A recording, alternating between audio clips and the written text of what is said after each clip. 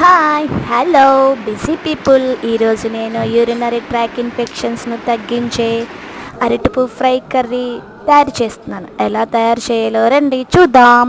First మనం అరటి పువ్వును తీసుకొని దానిపైన ఉన్న తొక్కను తీసి నేను చూపించే విధంగా వలండి.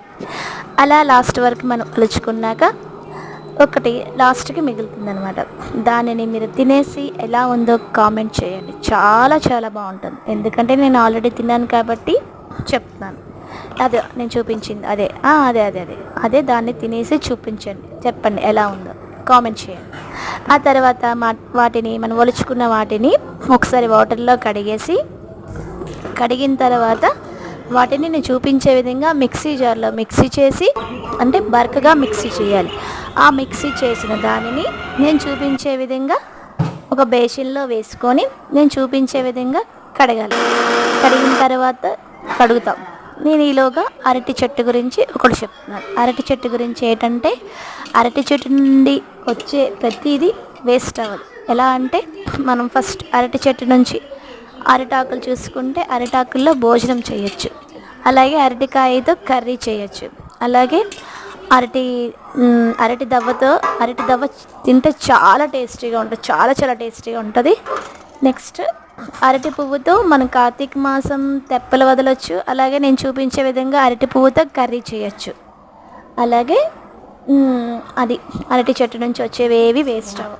సో చాలా చాలా ఉపయోగాలు ఉన్నాయి.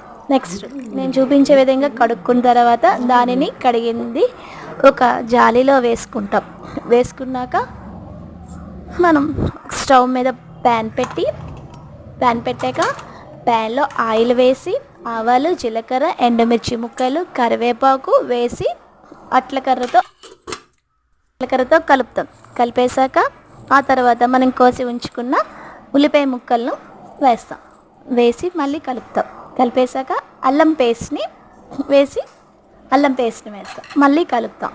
ఆ తర్వాత నేను చూపించే విధంగా ఆ అరటి పువ్వు ఆ పేస్ట్ని కొంచెం గట్టిగా పిండేసి ఆ పెనంలో వేయాలన్నమాట. ఆ పెనంలో వేసాక మళ్ళీ అట్లకర్రతో అటు ఇటు కలిపేశాక కొంచెం సాల్ట్ వేసుకోవాలి. దానికి సరిపడంత సాల్ట్ వేసుకున్నాక మళ్ళీ అటు ఇటు కలుపుతాం. అట్లకర్రతో ఒక 5 minutes ఉంచితే చాలు. ఎలా అంటే ఫ్రై అయిపోతుంది. అంతే, ఎంతో రుచికరమైన టేస్టీ అయిన అరటిపువ్వు ఫ్రై రెడీ.